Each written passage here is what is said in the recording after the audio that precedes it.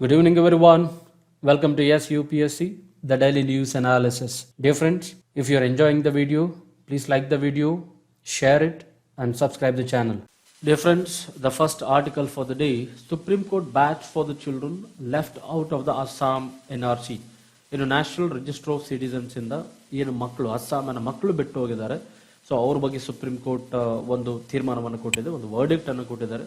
Supreme court Monday ಏನಪ್ಪ ಹೇಳಿದ್ದಾರೆ ಅಂತ ಹೇಳಿದ್ರೆ, children excluded from the national register of citizens. ಏನು NRC ಅನ್ನ ಕಂಡಕ್ಟ್ ಮಾಡಿದ್ವಿ ನಾವು ಅಸ್ಸಾಂ ಅಲ್ಲಿ, ಅದರಿಂದ ಯಾವ ಮಕ್ಕಳು ಬಿಟ್ಟು ಹೋಗಿದ್ದಾರೆ, ಆಕ್ಚುಲಿ ಆ ಲಿಸ್ಟ್ ಇಂದ ಯಾವ ಮಕ್ಕಳಿಗೆ ಸಿಟಿಸನ್ಶಿಪ್ ಇಲ್ಲ ಅಂತ ಬಿಟ್ಟು ಹೋಗಿದೆ, there should not be sent to detention camps. ಅವ್ರನ್ನ ಡಿಟೆನ್ಷನ್ ಕ್ಯಾಂಪ್ಗೆ ಕಳಿಸಬೇಡಿ, ಅವ್ರನ್ನ ಸಪರೇಟ್ ಮಾಡಬೇಡಿ, ಅವರ ಪೇರೆಂಟ್ಸ್ ಇಂದ ಅಥವಾ ಅವರ ಗಾರ್ಡಿಯನ್ಸ್ ಇಂದ ಅಥವಾ ಅವರ ಸಂಬಂಧಿಕರಿಂದ ಅವ್ರನ್ನ ದೂರ ಮಾಡಬೇಡಿ ಅಂತ ಹೇಳಿ ಸುಪ್ರೀಂ ಕೋರ್ಟ್ ಹೇಳಿದೆ. Right. Attorney general KK Venugopal was required to record an undertaking before the court in a petition filed by the NGO, non-government organization, Citizens for Justice and Peace. Very important. Citizens for Justice and Peace ಅನ್ನುವಂಥ ಒಂದು non-government organization ಏನಿದೆ, so ಅವರು ಮಾಡಿದಂಥ ಒಂದು public interest litigation ಏನಿದೆ, PIL file ಮಾಡಿದ್ರೆ actually ಆ ಪೆಟಿಷನ್ಗೆ actually Venugopal ಅವರು ರಿಪ್ಲೈ ಮಾಡಬೇಕಿತ್ತು. ಅಂತ ಸಂದರ್ಭದಲ್ಲಿ NRC ಬಗ್ಗೆ ಸುಪ್ರೀಂ ಕೋರ್ಟ್ ಇದನ್ನು ವರ್ಡಿಕ್ಟ್ ಕೊಟ್ಟಿದೆ ಅಂತ. Right. Over 19 lakh people have been excluded from the final list. 19 lakh ಜನ ಈ ಫೈನಲ್ ಲಿಸ್ಟ್ NRC ಇಂದ ಅಸ್ಸಾಂ ಅಲ್ಲಿ ಬಿಟ್ಟು ಹೋಗಿದ್ದಾರೆ. Was published on August 31st last year, right?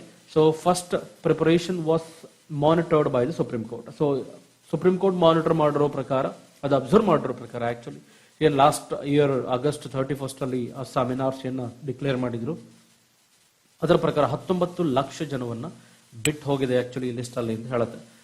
Those include children excluded from the NRC. So children ಅನ್ನು ಕೂಡ exclude ಮಾಡಿದೀವಿ ಅಂತ ಹೇಳ್ತಾರೆ. Right. The final list even as their parents and relatives were included. Right. So ಆ final list ಅಲ್ಲಿ ಆ parents ಕೂಡ relatives ಕೂಡ ಇರ್ತಾರೆ. ನೀವು ಪೇರೆಂಟ್ಸ್ ಅನ್ನ ರಿಲೇಟಿವ್ಸ್ ಅನ್ನ ನೀವು ಎಕ್ಸ್ಕ್ಲೂಡ್ ಮಾಡಿ ಕಳಿಸೋದಾದ್ರೆ, ಅವರನ್ನ ನೀವು ವಾಪಸ್ ಡಿಟೆನ್ಷನ್ ಕ್ಯಾಂಪ್ ಗಳಿಗೆ ಕಳಿಸೋದಾದ್ರೆ, ಅಲ್ಲಿಗೆ ಅವ್ರ ಜೊತೆ ಮಕ್ಕಳು ಕೂಡ ಹೋಗ್ತಾರಲ್ವಾ. Think about it. Orphan children excluded from the NRC who did not reside in the state orphans or homes. Right. So orphan children ಅಂತ ಹೇಳಿದ್ರೆ ಯಾರು ಅನಾಥ ಮಕ್ಕಳು ಇರ್ತಾರೋ, ಸೊ ಏನು ಅನಾಥ ಮಕ್ಕಳನ್ನ ಎಕ್ಸ್ಕ್ಲೂಡ್ ಆಗಿರ್ತಾರೆ, actually excluded from the NRC who did not reside in state orphans or homes. So ಯಾರು ಅವರ ತಂದೆ ತಾಯಿ ಇರೋದಿಲ್ಲ, ಅನಾಥ ಮಕ್ಕಳು ಇರ್ತಾರೋ, ಅವ್ರು ಯಾವ ಸ್ಟೇಟ್ ಆರ್ಫನ್ಸ್ ಅಥವಾ ಏನು ಸ್ಟೇಟ್ ಗವರ್ಮೆಂಟ್ ನಡೆಸುವಂತ ಅನಾಥಾಶ್ರಮದಲ್ಲಿ ಇರ್ತಾರೋ ಅವ್ರನ್ನ NRC ಇಂದ ಕೈ ಬಿಟ್ಟಿದೆ ಅಂತ ಹೇಳುತ್ತೆ. Right. So children excluded from the NRC who were from disconnected families and stayed with close or distant relatives and parents excluded from the NRC when children were included. Very important. See, actually ನೀವು children ಅನ್ನ include ಮಾಡ್ತಾ ಇದ್ರಿ, parents ಅನ್ನ ದೂರ ಮಾಡ್ತಾ ಇದ್ರಿ. Correct ಅಲ್ಲ? Children ಅನ್ನ ಇನ್ಕ್ಲೂಡ್ ಮಾಡಿ ಪೇರೆಂಟ್ಸ್ ಅನ್ನ ದೂರ ಮಾಡಿದ್ರೆ ಅದ್ರ ಬೈಫರ್ಕೇಶನ್ ಆಗುತ್ತೆ, ಅವ್ರನ್ನ ಸಪರೇಟ್ ಮಾಡ್ದಂಗೆ ಆಗುತ್ತೆ ಅಂತ meaning. Right. The application cited the unreasonable manner in which children have been excluded from the NRC final list, even when their parents are included, in its indirect contravention of the state's obligation towards children as envisaged under Article 15. So ಕೆಲವೊಂದು cases ಅಲ್ಲಿ ಏನಾಗಿದೆ, ಅವ್ರ parents include ಮಾಡಿದ್ರಿ, children exclude ಮಾಡಿದ್ರಿ. Right.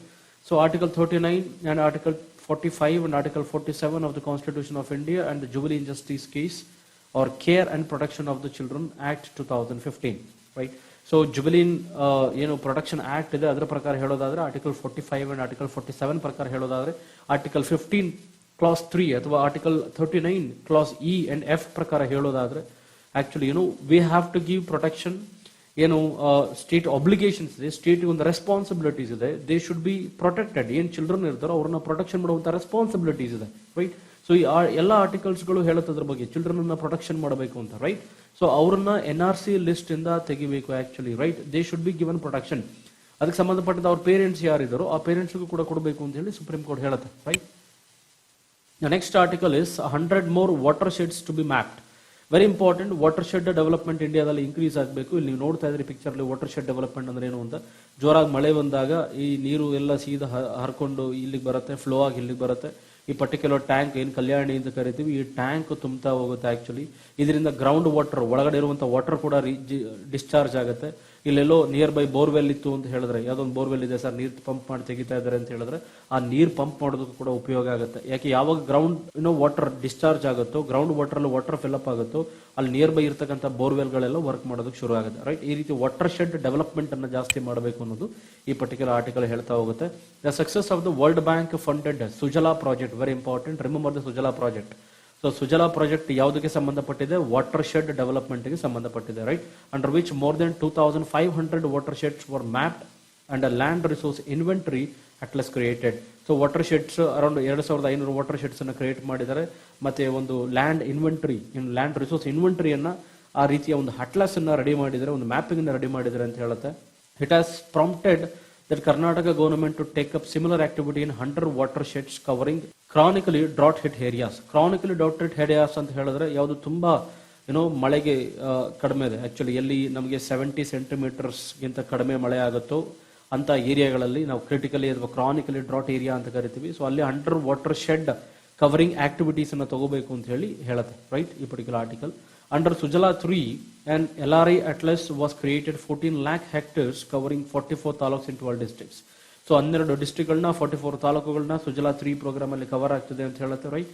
So the project which was particularly funded by the centre, ಇದು central government ನ ಒಂದು project, right? So which will be ending by March 2020. So March 2020ಗೆ ಈ ಸ್ಕೀಮ್ ಎಂಡ್ ಆಗುತ್ತೆ actually, right? There will remain 52 lakh hectares of rain-fed watershed areas that need to be treated scientifically in the state. So state ಅಲ್ಲಿ ಇನ್ನು 52 lakh hectare ಅಷ್ಟು ಏನು ಲ್ಯಾಂಡ್ಗೆ water shed ಮಾಡೋದಿದೆ, ಅದನ್ನ pending ಇದೆ ಅಂತ ಹೇಳುತ್ತೆ. The government decided to sanction 500 crores. Government 500 crore rupees ಅನ್ನ ಸ್ಯಾಂಕ್ಷನ್ ಮಾಡ್ತೀವಿ ಅಂತ ಹೇಳಿದೆ, right? The project would be taken up in convergence with Pradhanmantri Kisan ಯೋಜನಾ. ಪ್ರಧಾನಮಂತ್ರಿ ಕಿಸಾನ್ ಯೋಜನಾ ಅಂಡರ್ ಬರುತ್ತೆ. ಅದ್ರ ಜೊತೆಗೆ MNREGA, Mahatma Gandhi national rural employment guarantee act under ಅಲ್ಲಿ ಬರುತ್ತೆ. ಸ್ನೇಹಿತರೆ, ನಮ್ಮಲ್ಲಿ ಯಾವುದೇ ಸ್ಕೀಮ್ ಆಗಲಿ ಅದು ಇಂಟಿಗ್ರೇಟೆಡ್ ಇರುತ್ತೆ. ಸಿ ಫಾರ್ ಎಕ್ಸಾಂಪಲ್ ಸರ್, ನೀವೀಗ ವಾಟರ್ ಶೆಡ್ ನಾನು ಅಲ್ಲಿ ನೋಡಿದೆ, ದೊಡ್ಡ ಟ್ಯಾಂಕ್ ಅಂತ ತೆಗಿತಾ ಇದೀವಿ, ಕರೆಕ್ಟ್? ಈ ದೊಡ್ಡ ಟ್ಯಾಂಕ್ ಅನ್ನ ಓಪನ್ ಮಾಡೋದಕ್ಕೆ, ವಾಟರ್ ಶೆಡ್ ಡೆವಲಪ್ಮೆಂಟ್ ಟ್ಯಾಂಕ್ ಅನ್ನ ಓಪನ್ ಮಾಡೋದಕ್ಕೆ ಯಾರ ಹತ್ರ ಕೆಲಸ ಮಾಡಿಸಬೇಕು? ಮನೇರೇಗಾ ವರ್ಕರ್ಸ್ ಹತ್ರ ಕೆಲಸ ಮಾಡಿಸಬೇಕು. ಅಲ್ಲಿಗೇನಾಯ್ತು, 2 ಆಬ್ಜೆಕ್ಟಿವ್ ಫುಲ್ಫಿಲ್ ಆಯ್ತು. ಮನೇರೇಗಾ ಅಂಡರ್ ಅಲ್ಲಿ 100 ದಿವಸಗಳ ಗ್ಯಾರಂಟಿಡ್ ಎಂಪ್ಲಾಯ್ಮೆಂಟ್ ಕೊಟ್ಟಿದ್ವಿ ನಾವು. ಸೊ ಅವರಿಗೆ ಕೆಲಸ ಗ್ಯಾರಂಟಿ ಮಾಡಿ 100 days ಎಂಪ್ಲಾಯ್ಮೆಂಟ್ ಕೊಟ್ಟಂಗಾಯ್ತು. ಅದ್ರ ಜೊತೆಗೆ ವಾಟರ್ ಶೆಡ್ ಪ್ರೋಗ್ರಾಮ್ ಕೂಡ ಸ್ಟಾರ್ಟ್ ಆಯಿತು, ಕರೆಕ್ಟ್ ಅಲ್ಲ? ಸೊ 2 ಆಬ್ಜೆಕ್ಟಿವ್ ಸೈಮಲ್ಟೇನಿಯಸ್ ಆಗಿ ಹೋಗುತ್ತೆ.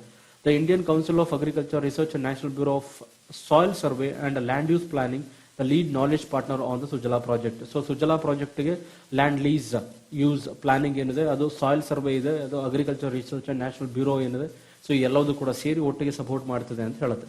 The LRI Atlas has helped provide farmers with parcel-wise specific advisory for watershed planning. So watershed planning ಗೆ LRI Atlas ಏನು ಪ್ರಿಪೇರ್ ಮಾಡಿದ್ರೆ ಅದು ಹೆಲ್ಪ್ ಆಗುತ್ತೆ ಅಂತ ಹೇಳುತ್ತೆ. World Bank felt that this was the best solution for the climate smart agriculture. Climate smart agriculture ಗೆ watershed development ಇದೆಯಲ್ಲ, this is the best ಅಂತ ಹೇಳಿ ವರ್ಲ್ಡ್ ಬ್ಯಾಂಕ್ ಡಿಕ್ಲೇರ್ ಮಾಡಿದೆ, ರೈಟ್? ಸೊ watershed management ಅಂದ್ರೆ ಏನು? Watershed management is a method employed by the government at a micro level, basically in the rain fed areas. 2 point important. Micro level ಅಲ್ಲಿ ಮಾಡ್ತಾರೆ, 2 rain Fed ಏರಿಯಾದಲ್ಲಿ ಮಾಡ್ತಾರೆ. So with the prominent role of a panchayat Raj institution. Panchayat Raj institutions ಇಂದ prominent roll ಇರುತ್ತೆ. ಯಾಕೆಂತ ಹೇಳಿದ್ರೆ ಮನೇರೇಗಾ workers ಅವರೇ use ಮಾಡಬೇಕು. ಮನೇರೇಗಾ ವರ್ಕರ್ಸ್ಗೆ ಎಂಪ್ಲಾಯ್ಮೆಂಟ್ ಕ್ರಿಯೇಷನ್ ಮಾಡ್ಸಕ್ಕಂಥವ್ರೆ ಅವರು, correct? So major objective including the conservation, upgradation, utilization of natural facilities such as land, water, plant, animals and human resources. ಇದೆಲ್ಲದನ್ನು proper utilisation ಮಾಡಬೇಕಂತ ಹೇಳುತ್ತೆ, right? Harmonise and integrated manner for comprehensive development of the region and nation. So regional development ಆದ್ರೆ national development ಆಗುತ್ತೆ, right? So ಅದಕ್ಕೋಸ್ಕರ ಈ effort ಅನ್ನು ಹಾಕಬೇಕು. Land ಅನ್ನ, ವಾಟರ್ ಅನ್ನ, ಮತ್ತೆ ಪ್ಲಾಂಟ್, ಅನಿಮಲ್ಸ್ ಮತ್ತೆ ಹ್ಯೂಮನ್ ರಿಸೋರ್ಸ್ ಅನ್ನ ಎಫಿಷಿಯಂಟ್ ಯುಟಿಲೈಸೇಷನ್ ಮಾಡಬೇಕು ಅಂತ ಹೇಳುತ್ತೆ, right? The development of watershed strategy in the global perspective is traced back to Earth Summit 1992. Earth Summit ಅಂತ ಮಾಡ್ತಾರೆ. ಆಕ್ಚುಲಿ 1992 ನಲ್ಲಿ ಅರ್ತ್ ಸಮಿತ್ ಅಂತ ನಡೆಯುತ್ತೆ, which is an environmental summit, biodiversity summit, ನಮ್ಮ ಏನು ಪರಿಸರಕ್ಕೆ ಸಂಬಂಧಪಟ್ಟಂತ ಸಮಿತ್. ಇದು ರಿಯೋ ಡಿ ಜೆನೇರಿಯೋ ಅಂತಕ್ಕಂಥ ಬ್ರೆಜಿಲ್ನ ಒಂದು ಸಿಟಿನಲ್ಲಿ ಆಕ್ಚುಲಿ ಈ ಕನ್ವೆನ್ಷನ್ ನಡೆಯುತ್ತೆ. ಸೊ ಈ ಕನ್ವೆನ್ಷನ್ ಏನ್ ಈ ಕನ್ವೆನ್ಷನ್ಸ್ ಇದೆ, ಇದು ಆಕ್ಚುಲಿ ಇದಕ್ಕೊಂದು ಬುನಾದಿ ಅಂತ ಹೇಳ್ಬೋದು. The development of watershed strategy ಏನ್ ಮಾಡ್ತಾ ಇದೀವಿ ನಾವು ಇನ್ ದ ಗ್ಲೋಬಲ್ ಪರ್ಸ್ಪೆಕ್ಟಿವ್, ಇದನ್ನ ಫಸ್ಟ್ ಪ್ರಪೋಸಲ್ ಆಗಿದೆ ಆಕ್ಚುಲಿ ಅರ್ತ್ ಸಮಿತ್ ಅಲ್ಲಿ ಅಂತ ಹೇಳುತ್ತೆ, right? Because of sustainable growth from grass root level. So earth summit 1992 ಹೇಳುತ್ತೆ ಸಸ್ಟೈನಬಲ್ ಗ್ರೋತ್ ಏನಿದೆ ಅದು ಆಕ್ಚುಲಿ ಗ್ರಾಸ್ ರೂಟ್ ಲೆವೆಲ್ ಇಂದ ಸ್ಟಾರ್ಟ್ ಆಗಬೇಕು. ಗ್ರಾಸ್ ರೂಟ್ ಲೆವೆಲ್ ಅಂತ ಹೇಳಿದ್ರೆ ಬಾಟಮ್ ಅಪ್ ಅಪ್ರೋಚ್ ಅಂತ ಕರಿತೀವಿ. ಬಾಟಮ್ ಇಂದ ಅಪ್ ಅಪ್ರೋಚ್ ಹೋಗ್ಬೇಕು ನಾವು, correct? So top down approach ಅಲ್ಲ, bottom up approach, right? First panchayat raj systems ಅಲ್ಲಿ watershed development, watershed management ಈ ರೀತಿ ಸ್ಟ್ರಾಟಜೀಸ್ ಆಗಬೇಕು. ಅದಾದ್ಮೇಲೆ ಓವರ್ ಆಲ್ ಕ್ಲೈಮೇಟ್ ಚೇಂಜ್ ಆಗುತ್ತೆ ಅಂತ ಹೇಳಿ ಅರ್ಥ ಸಮಿತ್ ಅಲ್ಲಿ ಹೇಳಿದ್ದಾರೆ ಅಂತ ಹೇಳಿ ಆಥರ್ ಇಲ್ಲಿ ಮೆನ್ಷನ್ ಮಾಡ್ತಾರೆ. So will continue. So decision support system to assist farmers. So ಕೆಲವೊಂದು ಫಾರ್ಮರ್ಗೆ ಅಸಿಸ್ಟ್ ಆಗುವಂಥ ಡಿಸಿಷನ್ಸ್ ಇದೆ. This helps farmers choose crop suitable. ಅವ್ರಿಗೆ ಯಾವ ಸೂಟಬಲ್ ಕ್ರಾಪ್ ಆಗುತ್ತೆ, ಯಾಕಂದ್ರೆ ವಾಟರ್ ಶೆಡ್ ಡೆವಲಪ್ಮೆಂಟ್ ಅಲ್ಲಿ ನೀವು ಪ್ರಾಪರ್ ವಾಟರ್ ಎಷ್ಟು ಸಪ್ಲೈ ಆಗುತ್ತೆ, ವಾಟರ್ ಅವೈಲಬಿಲಿಟಿ ಎಲ್ಲ ಡೀಟೇಲ್ಸ್ ಸಿಗುತ್ತೆ ನಮಗೆ, ರೈಟ್. ಸೊ ಕಲ್ಟಿವೇಶನ್ ಮಾಡೋದಕ್ಕೆ ಅವ್ರಿಗೆ ಯಾವ ಕ್ರಾಪ್ ಅನ್ನ ಸೂಟಬಲ್ ಆಗುತ್ತೆ ಅದನ್ನ ಯೂಸ್ ಮಾಡೋದಕ್ಕೆ ಹೆಲ್ಪ್ ಆಗುತ್ತೆ. ಅಂಡ್ ಸೈಟ್ ಮತ್ತೆ ಸಾಯಿಲ್ ಕ್ಯಾರೆಕ್ಟರಿಸ್ಟಿಕ್ಸ್, ಆ ಸಾಯಿಲಿನ ಕ್ಯಾರೆಕ್ಟರ್ ಗೊತ್ತಾಗುತ್ತೆ, ಅದರ ಗುಣ ಗೊತ್ತಾಗುತ್ತೆ, ರೈಟ್. ಸೊ ಇದ್ರ ಜೊತೆಗೆ ಒಂದು ಡಿಸಿಷನ್ ಸಪೋರ್ಟ್ ಸಿಸ್ಟಮ್ ಕೂಡ ಫಾರ್ಮೇಷನ್ ಮಾಡಬೇಕು ಅಂತಿದ್ದಾರೆ. Disseminate this information with stakeholders and department has developed digital library, very important. ಒಂದು ಡಿಜಿಟಲ್ ಲೈಬ್ರರಿ ಮಾಡ್ತಾರೆ, ಇದರಲ್ಲಿ ಡಿಸಿಷನ್ ಸಪೋರ್ಟಿಂಗ್ ಸಿಸ್ಟಮ್ ಇರುತ್ತೆ. ಸೊ ಇದರಲ್ಲಿ ಮೊಬೈಲ್ ಅಪ್ಲಿಕೇಶನ್ಸ್ ಇರುತ್ತೆ, ಇದರಲ್ಲಿ ಎಲ್ಲವೂ ಕೂಡ ಫಾರ್ಮರ್ಸ್ಗೆ ಹೆಲ್ಪ್ ಆಗೋ ತರ ಇರುತ್ತೆ, right. So DSS and app were yet to stabilize and would be available for the public in the 2 weeks. ಇನ್ನೊಂದು 2 weeks ಅಲ್ಲಿ ಇದರ ಡೀಟೇಲ್ಸ್ ಮತ್ತೆ ಇದನ್ನ ಹೆಂಗ್ ಯೂಸ್ ಮಾಡಬೇಕು ಅನ್ನೋ ಅವೇರ್ನೆಸ್ ಆಕ್ಚುಲಿ ಕ್ರಿಯೇಟ್ ಮಾಡ್ತೀವಿ ಅಂತ ಹೇಳಿದಾರೆ, ರೈಟ್. ಪಬ್ಲಿಕ್ ಯೂಸ್ಗೆ ಬರುತ್ತೆ. So under Sujala 3 land resource inventory card was generated for every survey number generated. ಈ ಏನು ವಾಟರ್ ಶೆಡ್ ಮ್ಯಾನೇಜ್ಮೆಂಟ್ ಅಥವಾ ವಾಟರ್ ಶೆಡ್ ಡೆವಲಪ್ಮೆಂಟ್ ಅಂಡರ್ ಅಲ್ಲಿ ಏನು ಯಾವ ಸರ್ವೆ ನಂಬರ್ ಬರುತ್ತೆ, ಸರ್ವೆ ನಂಬರ್ ಅಂತ ಹೇಳಿದ್ರೆ ಒಬ್ಬೊಬ್ಬ ರೈತನಿಗೆ ಒಂದೊಂದು ಸರ್ವೆ ನಂಬರ್ ಇರುತ್ತೆ, ರೈಟ್. ಅವ್ರ ಲ್ಯಾಂಡ್ಗೆ ಸಂಬಂಧಪಟ್ಟಂತೆ ಅಲ್ಲಿಗೆ ಪ್ರತಿಯೊಬ್ಬರು ಕೂಡ ಒಂದು ಲ್ಯಾಂಡ್ ಸರ್ವೆ ಇನ್ವೆಂಟರಿ ಕಾರ್ಡ್ ಅಂತ ಕೊಡ್ತಾರೆ. ಸೊ ಅದರಲ್ಲಿ ಡೀಟೇಲ್ಸ್ ಇರುತ್ತೆ, ಲ್ಯಾಂಡ್ ಏನ್ ನ್ಯೂಟ್ರಿಷನ್ಸ್ ಅಥವಾ ಲ್ಯಾಂಡ್ಗೆ ಏನು ಎಷ್ಟು ಯಾವ ಬೆಳೆಯನ್ನು ಬೆಳೆಯೋದಕ್ಕೆ ಸೂಟ್ ಆಗುತ್ತೆ, ಸಾಯಿಲಿನ ಕ್ಯಾರೆಕ್ಟರ್ ಏನು, ಈ ಡೀಟೇಲ್ಸ್ ಇರುತ್ತೆ. LRA cards he said was an improvement on soil health card, very very important. ಇದಕ್ಕಿಂತ ಮುಂಚೆ ಸೇಮ್ ಕೈಂಡ್ ಒಂದು ಟಿ ಟೆಸ್ಟಿಂಗ್ ಅಂತ ಮಾಡ್ತಾ ಇದ್ರು, right. So T testing and N testing ಅಂತ ಮಾಡ್ತಾ ಇದ್ರು. ಸೊ ಇದ್ರ ಅಂಡರ್ ಅಲ್ಲಿ ಏನಪ್ಪಾ ಅಂತ ಹೇಳಿದ್ರೆ ಏನು ಸಾಯಿಲ್ ಅನ್ನ ನ್ಯೂಟ್ರಿಯೆಂಟ್ ಟೆಸ್ಟಿಂಗ್ ಮಾಡ್ತಾ ಇದ್ರು, ಸಾಯಿಲ್ ಅನ್ನ ಟೆಸ್ಟ್ ಮಾಡ್ತಾ ಇದ್ರೆ ಸಾಯಿಲ್ ಅಲ್ಲಿ ನ್ಯೂಟ್ರಿಷನ್ ಎಷ್ಟಿದೆ, ನೈಟ್ರೋಜನ್ ಎಷ್ಟಿದೆ, ಫಾಸ್ಫರಸ್ ಎಷ್ಟಿದೆ, ರೈಟ್. ಸೊ ಇದರ ಗುಣವನ್ನ ಹಳಿತಾ ಇದ್ರು. ಆಕ್ಚುಲಿ ಅದರ ಒಂದು upgraded version land resource inventory card ಅಂತ ಹೇಳ್ತಾರೆ. ICAR to set up farmers innovation fund, very very important. So farmers innovation fund ಬಹಳ important. So Indian council for agriculture research, ICAR ಅಂತ ಕರಿತೀವಿ, Indian council of agriculture research. So is pass to set up farmers innovation fund. ಒಂದು farmers innovation fund ಅನ್ನು ಮಾಡಬೇಕು ಅಂತಿದ್ರೆ, innovation ಅಂದ್ರೆ ಗೊತ್ತಾಗುತ್ತೆ ನಮಗೆ, ಓಕೆ ಇದರಲ್ಲಿ R&D ಮಾಡ್ತಾರೆ ಅಂತ, ರಿಸರ್ಚ್ ಅಂಡ್ ಡೆವಲಪ್ಮೆಂಟ್ ಮಾಡುವಂತ ಒಂದು ಇನ್ನೋವೇಷನ್ ಫಂಡ್ ಇರುತ್ತೆ, right. As part of this system an innovation center will be established in New Delhi, very very important. So exams ಅಲ್ಲಿ ಕ್ವಶನ್ ಕೇಳಬಹುದು, ಫಾರ್ಮರ್ಸ್ ಇನ್ನೋವೇಷನ್ ಫಂಡ್ ಅನ್ನು ಯಾರು ಸ್ಟಾರ್ಟ್ ಮಾಡಿರೋದು? ಸೊ ICAR ಅಂದ್ರೆ Indian council of agriculture research. ಎಲ್ಲಿ ಸ್ಥಾಪನೆ ಮಾಡಿದ್ದಾರೆ? New ಡೆಲ್ಲಿನಲ್ಲಿ ಸ್ಥಾಪನೆ ಮಾಡಿದ್ದಾರೆ. So farmers will also be allowed to pursue research under the system. So ಇದರಲ್ಲಿ ಫಾರ್ಮರ್ಸ್ಗೂ ಕೂಡ ಅವಕಾಶ ಇದೆ ರಿಸರ್ಚ್ ಅಲ್ಲಿ ಪಾರ್ಟಿಸಿಪೇಟ್ ಮಾಡೋದಕ್ಕೆ, right. So the additional system would encourage farmers to continue their innovations. ಅವರ ಇನ್ನೋವೇಷನ್ಸ್ ಮಾಡೋದನ್ನ ಕಂಟಿನ್ಯೂ ಮಾಡಬಹುದು. ಆಕ್ಚುಲಿ ವೇರಿಯಸ್ ರೆವಲ್ಯೂಷನರೀಸ್ ಇನ್ಕ್ಲೂಡಿಂಗ್ ಅಗ್ರಿಕಲ್ಚರ್ಗೆ ಸಂಬಂಧಪಟ್ಟಂತೆ ಸೊ ಕೆಲವೊಂದು ರೆವಲ್ಯೂಷನರಿ ಸೆಕ್ಟರ್ಸ್ ಇದೆ, including green revolution, white revolution, blue revolutions ಎಲ್ಲ ಗೊತ್ತು ನಮಗೆ, happening because of scientific approach. So scientific approach ಇಂದಾನೆ ಇವತ್ತಿಗೆ ನಾವು ಗ್ರೀನ್ ರೆವಲ್ಯೂಷನ್ ಮಾಡಿದ್ವಿ, ವೈಟ್ ರೆವಲ್ಯೂಷನ್ ಮಾಡಿದ್ವಿ. Green revolution for agriculture, white revolution for milk and blue revolution for fisheries, right, like that. The next article is new satellite will help Gaganyaan crew. So we'll see the details of this particular article. India plans to ring in its own era of space-to-space tracking and communication of its space assets this year by putting up a new satellite series called Indian Data Relay Satellite System. ಸ್ನೇಹಿತರೆ, simple ಆಗಿ ಹೇಳೋದಾದ್ರೆ Indian data relay satellite system ಏನಪ್ಪಾ ಅಂತ ಹೇಳಿದ್ರೆ, ನಾವು ಏನು Indian ISRO launch ಮಾಡ್ತಾರೆ, Indian space research organisation ಏನು ಮಿಸೈಲ್ಗಳನ್ನ ಹಾಕ್ತಾರೆ ಅಥವಾ ಏನು ಸ್ಯಾಟಲೈಟ್ಗಳನ್ನ ಲಾಂಚ್ ಮಾಡ್ತಾರೆ.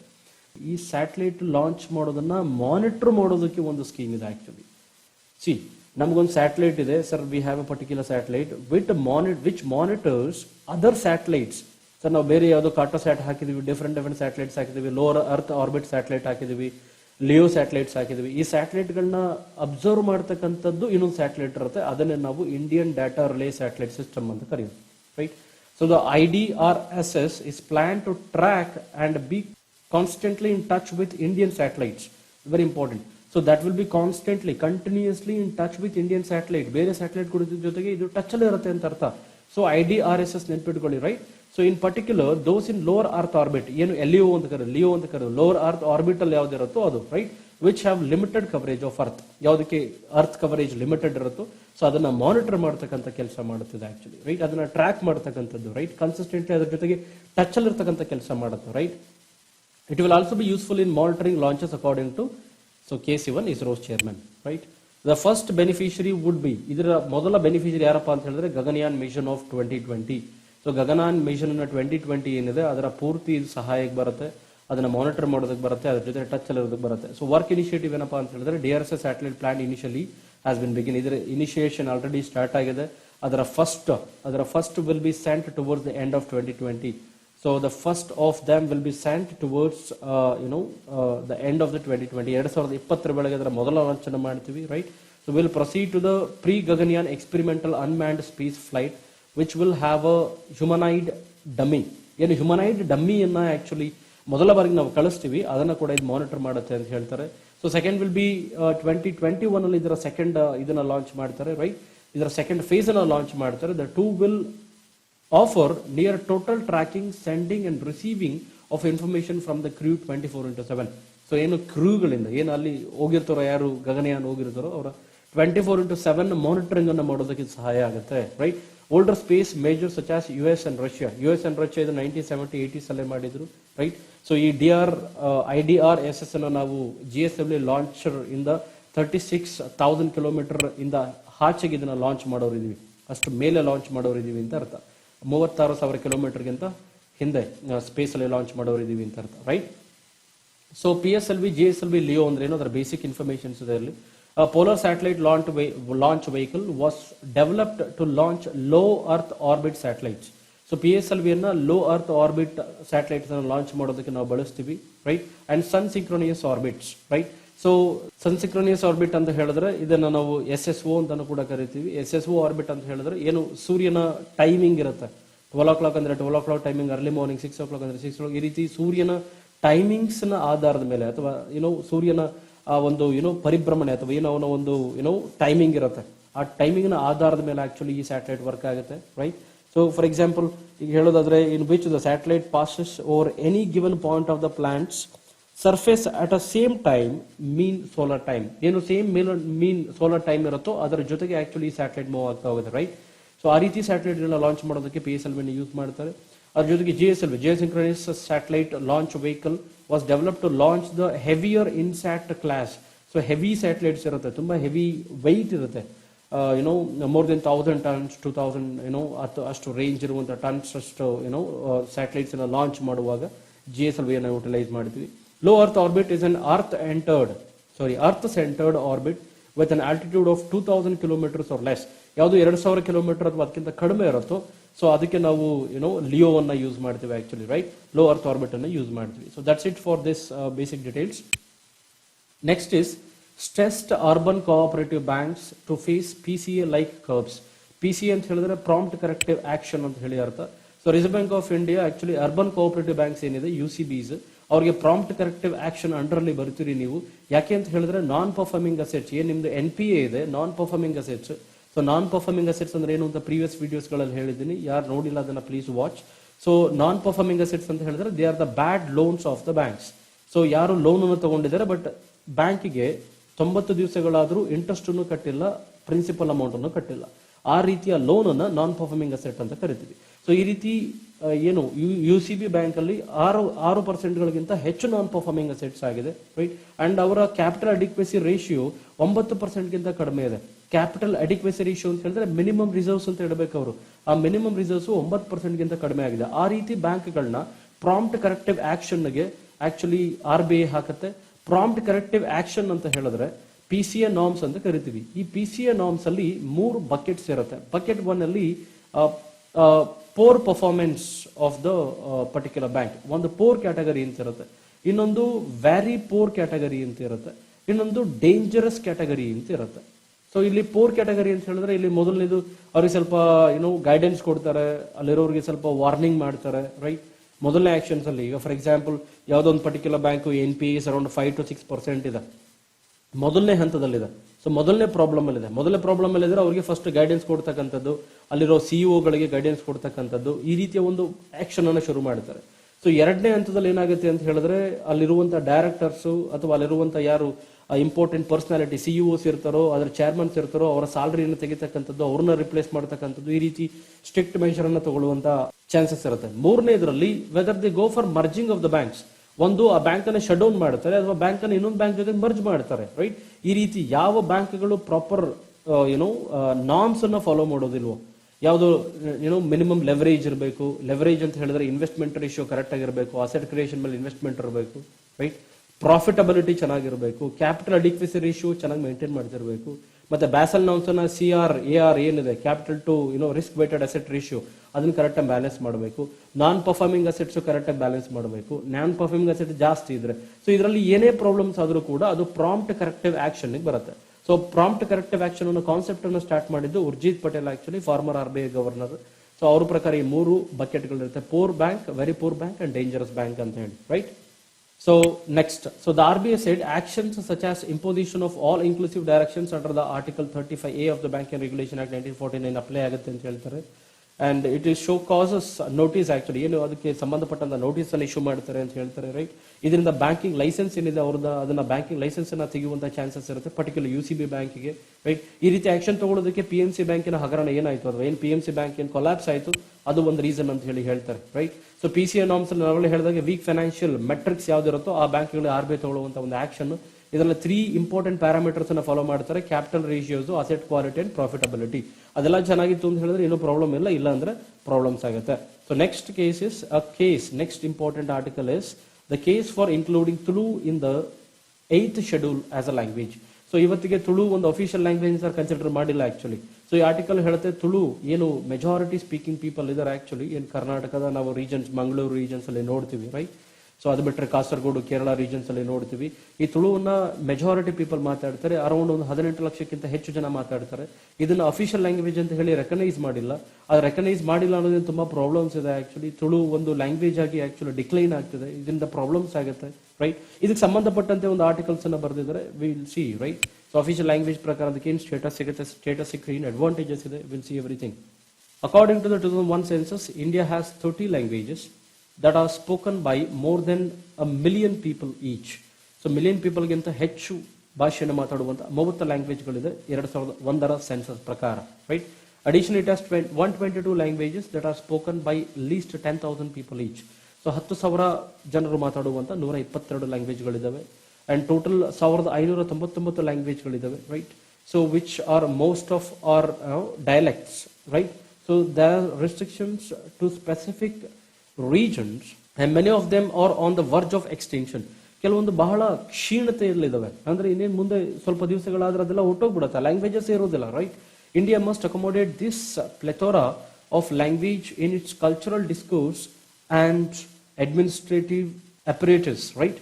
ಸೊ ಅಡ್ಮಿನಿಸ್ಟ್ರೇಟಿವ್ ಅಪರೇಟಸ್ ಅದರ ಜೊತೆಗೆ ಕಲ್ಚರಲ್ ಡಿಸ್ಕ್ಲೋಜರ್ ಅನ್ನು ನಾವು ಗಣನೆಗೆ ತಗೊಳ್ಳೋದಾದ್ರೆ India must accommodate this plethora of languages in its cultural disclosure. So culturally ಈ ಲ್ಯಾಂಗ್ವೇಜಸ್ಗಳನ್ನ ಅಡಿಷನ್ ಮಾಡಬೇಕು, ಇನ್ಕ್ಲೂಡ್ ಮಾಡಬೇಕು. ಮತ್ತೆ ಇಂಡಿಯನ್ ಅಡ್ಮಿನಿಸ್ಟ್ರೇಷನ್ಸ್ ಏನಿದೆ, ಅಡ್ಮಿನಿಸ್ಟ್ರೇಷನ್ ಅಲ್ಲಿ ಈ ಲ್ಯಾಂಗ್ವೇಜಸ್ ಅನ್ನು ಇನ್ಕ್ಲೂಡ್ ಮಾಡಬೇಕು ಅಂತ ಹೇಳ್ತಾರೆ. ಆರ್ಟಿಕಲ್ 29 ಹೇಳೋ ಪ್ರಕಾರ the constitution provides that a section of citizens having a distinct language, script or culture have the right to conserve the same. So article 29 Indian constitution ಹೇಳೋ ಪ್ರಕಾರ ಒಂದು ಲ್ಯಾಂಗ್ವೇಜ್ ನ ಅದರ ಕಲ್ಚರ್ ನ ಆಧಾರದ ಮೇಲೆ ಅಥವಾ ಅದರ ಸ್ಪಿರಿಟ್ ನ ಆಧಾರದ ಮೇಲೆ, ಅದರ ಒಂದು ಡಿಸ್ಟಿಂಕ್ಸಿಟಿ, ಅದರ ಒಂದು ವಿಭಿನ್ನತೆಯ ಆಧಾರದ ಮೇಲೆ ಅದನ್ನ ಪ್ರೊಟೆಕ್ಷನ್ ಮಾಡುವಂತಹ ಅಧಿಕಾರ ಆ ಭಾಷೆಯ ಜನರಿಗೆ ಇರುತ್ತೆ, ರೈಟ್. ಸೊ ಎರಡನೇದು, actually both the state and the citizens have an equal responsibility to conserve the distinct language, script and culture of the people. ಜನರಿಗೆ ಸಂಬಂಧಪಟ್ಟಂತಹ ಒಂದು ಏನು ಲ್ಯಾಂಗ್ವೇಜ್ ಇದೆ ಅದನ್ನ ಪ್ರೊಟೆಕ್ಷನ್ ಮಾಡುವಂತ, ರಕ್ಷಣೆ ಮಾಡುವಂತ ಜವಾಬ್ದಾರಿ ಜನರಿಗೂ ಕೂಡ ಇದೆ. ಅದ್ರ ಜೊತೆಗೆ ಸ್ಟೇಟ್ಗೂ ಕೂಡ ರೆಸ್ಪಾನ್ಸಿಬಿಲಿಟಿ ಇದೆ. ಇಲ್ಲಿ ಸ್ಟೇಟ್ ಅಂತ ಹೇಳಿದ್ರೆ not only state government, state means it is a nation as a whole, everybody. ಇದು ಸೆಂಟ್ರಲ್ ಗವರ್ನಮೆಂಟ್ ಆಗಿರ್ಬೋದು, ಸ್ಟೇಟ್ ಗವರ್ನಮೆಂಟ್ ಆಗಿರ್ಬೋದು, ಯಾವುದೋ ಪಬ್ಲಿಕ್ ಸೆಕ್ಟರ್ ಯೂನಿಟ್ ಆಗಿರ್ಬೋದು, right. So thousands of speakers.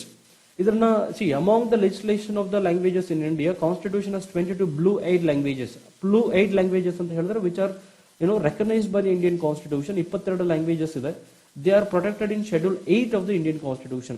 Schedule 8 ಅಲ್ಲಿ ಅಫಿಷಿಯಲ್ ಲ್ಯಾಂಗ್ವೇಜ್ ಏನ್ ಮಾತಾಡ್ತೀವಿ ನಾವು, ಸೊ ಅಫಿಷಿಯಲ್ ಲ್ಯಾಂಗ್ವೇಜ್ ಕ್ಯಾಟಗರಿನಲ್ಲಿ ರೆಕಗ್ನೈಸ್ ಮಾಡಿರ್ತಕ್ಕಂಥದ್ದು 22 ಲ್ಯಾಂಗ್ವೇಜಸ್ ಇದೆ. But many languages that are kept out of the favoured position. ತುಂಬಾ ಲ್ಯಾಂಗ್ವೇಜ್ಗಳನ್ನ ಆಚೆಗೆ ಇಟ್ಟಿದ್ದಾರೆ. ನೀವು ಎಕ್ಸಾಂಪಲ್ ಕೊಡ್ತಾರಲ್ಲ ಆತರು 8th ಶೆಡ್ಯೂಲ್ ಅಲ್ಲಿ ನಾವು ಸ್ಯಾನ್ಸ್ಕ್ರಿಟ್ ಹಾಕಿದಿರಿ. ನೀವು ಸ್ಯಾನ್ಸ್ಕ್ರಿಟ್ ಬರೀ 24,000 ಜನ ಮಾತಾಡ್ತಾರೆ, ಅದನ್ನ ಹಾಕಿದಿರಿ ನೀವು, right, as per 2011 census. Manipur ಹಾಕಿದ್ರಿ, ಎಲ್ಲಿ ಬರೀ 17 ಲಕ್ಷ ಜನ ಮಾತಾಡ್ತಾರೆ. ಸೊ 17 ಲಕ್ಷ ಜನ ಸ್ಪೀಕರ್ಸ್ ಇರುವಂತಹ ಮಣಿಪುರಿಯನ್ನ ನೀವು ಅಫಿಷಿಯಲ್ ಲ್ಯಾಂಗ್ವೇಜ್ ರೆಕಗ್ನೈಸ್ ಮಾಡಿದಿರಿ. ಬರೀ 24,000 ಮಾತಾಡುವಂತ ಸಂಸ್ಕೃತ್ ಅನ್ನ ನೀವು ರೆಕಗ್ನೈಸ್ ಮಾಡಿದಿರಿ, ರೈಟ್. ಅದೇ ರೀತಿ ಅದಕ್ಕಿಂತ ಜಾಸ್ತಿ ಮಾತಾಡುವಂತ ಲ್ಯಾಂಗ್ವೇಜಸ್ಗಳಿದಾವೆ. ನೀವು ನೋಡಿ ಬಿಲಿ ತಗೊಂಡ್ರೆ, ಬಿಲಿ ಇಟ್ಸ್ ಅರೌಂಡ್ 1 crore ಪೀಪಲ್ ಮಾತಾಡ್ತಾರೆ, ರೈಟ್. 1 crore ಪೀಪಲ್, 1,04,13,000 ಪೀಪಲ್ ಮಾತಾಡ್ತಾರೆ. ಗೋಂಡಿ ತಗೊಂಡ್ರೆ 29 lakhs ಪೀಪಲ್ ಮಾತಾಡ್ತಾರೆ, ರೈಟ್. ಗಾರೋ ತಗೊಂಡ್ರೆ ಇನ್ ಮೇಘಾಲಯ ರೀಜನಲ್ ಬರುತ್ತೆ, ಗಾರೋ ತಗೊಂಡ್ರೆ 11 lakh ಪೀಪಲ್ ಮಾತಾಡ್ತಾರೆ. ಈ ಲ್ಯಾಂಗ್ವೇಜಸ್ ಅನ್ನು ಯಾಕೆ ನೀವು ರೆಕಗ್ನೈಸ್ ಮಾಡಿಲ್ಲ ಅಂತ ಆ ತರ ಪ್ರಶ್ನೆ ಮಾಡ್ತಾರೆ, right. So Tulu is a textbook example of linguistic discrimination. Tulu is a Dravidian language. Tulu ಒಂದು Dravidian language. ಕರ್ನಾಟಕ ಮತ್ತೆ ಕಾಸರಗೋಡು ಡಿಸ್ಟ್ರಿಕ್ಟ್ ಆಫ್ ಕೇರಳದಲ್ಲಿ ಹೆಚ್ಚು ಮಾತಾಡ್ತಾರೆ, ರೈಟ್. ಸೊ ಕಾಸರಗೋಡು ಏನು ಕೇರಳದ ಕಾಸರಗೋಡು ಇದೆ, ಈ ಕಾಸರಗೋಡು ಡಿಸ್ಟ್ರಿಕ್ಟ್ ಆಫ್ ಕೇರಳವನ್ನ ಸಪ್ತ ಭಾಷಾ ಸಂಗಮ ಭೂಮಿ ಅಂತ ಕರೀತಾರೆ.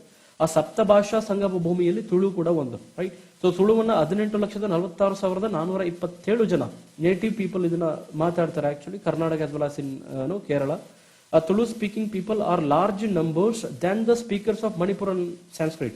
So ಮಣಿಪುರ್ ಮತ್ತೆ ಸಂಸ್ಕೃತ ಅನ್ನ ಮಾತಾಡೋರ್ಗಿಂತ ತುಳು ಮಾತಾಡುವಂತ ಜನ ಜಾಸ್ತಿ ಇದ್ದಾರೆ ಅಂತ ಹೇಳ್ತಾರೆ. ಸೊ ಇಲ್ಲಿ ಒಂದು ಎಕ್ಸಾಂಪಲ್ ಕೊಡ್ತಾರೆ. Robert Caldwell in his book ಬರೀತಾರೆ ಅವರು actually comparative grammar of the Dravidian or south Indian family of languages called Tulu as one of the most highly developed languages of the Dravidian family. So Dravidian ಫ್ಯಾಮಿಲಿನಲ್ಲಿ ತುಳು ಬಹಳ important language and highly developed language ಅಂತ ಹೇಳಿ Robert ಕ್ಯಾಡ್ವೆಲ್ ಬರೀತಾರೆ ಅಂತ ಹೇಳಿ 1984 ಮತ್ತೆ 1991 ಅಲ್ಲಿ ಬರೀತಾರೆ ಅಂತ ಹೇಳಿ ಹೇಳ್ತಾರೆ, right. So the present day Tulu linguistic majority area is confined to the region of Tulunadu ಅಂತ ಏನ್ ಕರೀತೀವಿ Tulunadu, which comprises the district of Dakshina Kannada, Udupi in Karnataka and the northern part of Kasaragod district of Kerala. So up to the river ಬಯಸ್ವಲೆ or Chandragiri, right. The cities of Mangalore, Udupi and Kasargodu are the epicenters of Tulu culture, right? So last point idರಲ್ಲಿ advantages ಏನಂತ ನೋಡೋಣ. Advantages ಬಂದು at present Tulu is not an official language in India or any other country. So Tulu ಇವತ್ತಿಗೆ ಯಾವ ಕಂಟ್ರಿನಲ್ಲೂ ಇಂಡಿಯಾದಲ್ಲೂ ಕೂಡ ಒಂದು official language ಆಗಿಲ್ಲ. Efforts are being made to include Tulu in the 8th schedule. So efforts ನಡೀತಾ ಇದೆ ತುಳುವನ್ನ 8th schedule ಅಲ್ಲಿ ಹಾಕ್ಬೇಕಂತ ಹೇಳಿ, but still not succeeded. So if included in the 8th schedule ಹಾಕಿದ್ರೆ ಏನು ಉಪಯೋಗ ಆಗುತ್ತೆ ಅಂತ ಹೇಳಿದ್ರೆ, ರೆಕಗ್ನೈಸ್ ಫ್ರಮ್ ದ ಸಾಹಿತ್ಯ ಅಕಾಡೆಮಿ. ಒಂದು ಸಾಹಿತ್ಯ ಅಕಾಡೆಮಿಯಿಂದ ಮೊದಲನೇದು ರೆಕಗ್ನೈಸೇಷನ್ ಸಿಗುತ್ತೆ. ಎರಡನೇದು ನಮ್ಮಲ್ಲಿರ್ತಕ್ಕಂಥ ಪಾರ್ಲಿಮೆಂಟೇರಿಯನ್ಸ್, MLAs ಮತ್ತೆ ಏನು MPs ಅಂತ ಕರಿತೀವಿ, ಅವರು ತುಳುವನ್ನ specially members of the parliament and the MLAs ಏನು ನಾವು ಲೋಕಸಭಾದಲ್ಲಾಗಿರ್ಬೋದು, ರಾಜ್ಯಸಭಾದಲ್ಲಾಗಿರ್ಬೋದು ಅಥವಾ ಸ್ಟೇಟ್ ಲೆಜಿಸ್ಲೇಟಿವ್ ಅಸೆಂಬ್ಲಿನಲ್ಲಾಗಿರ್ಬೋದು, ಅವರು ತುಳುವನ್ನ ಪಾರ್ಲಿಮೆಂಟ್ ಅವರ ಸ್ಪೀಚ್ ಅಲ್ಲಿ ತುಳುವನ್ನ ಲ್ಯಾಂಗ್ವೇಜ್ ಆಗಿ ಅವರು ಯೂಸ್ ಮಾಡಬಹುದು. And Indian civil service examinations ಮತ್ತೆ ಸ್ಟೇಟ್ ಸಿವಿಲ್ ಸರ್ವಿಸ್ ಎಕ್ಸಾಮಿನೇಷನ್ಸ್ ಏನಿದೆ, particularly Indian civil service examinations ಏನಿದೆ, ಅದರಲ್ಲಿ ತುಳುವನ್ನು ಒಂದು ಲ್ಯಾಂಗ್ವೇಜ್ ಆಗಿ ಅವರು ಎಕ್ಸಾಮ್ಸ್ ಅಲ್ಲಿ ಬರೆಯೋದಕ್ಕೆ ಉಪಯೋಗ ಮಾಡಬಹುದು, ರೈಟ್. ಸೊ ಈ ರೀತಿ ಎಲ್ಲ ಅವಶ್ಯಕತೆಗಳು ಏನು ತುಳು ಲ್ಯಾಂಗ್ವೇಜ್ಗೆ ಬೇಕಾಗಿದೆ, ಆ ರೀತಿ ಅಡ್ವಾಂಟೇಜಸ್ ಆಗುತ್ತೆ ಆಕ್ಚುಲಿ.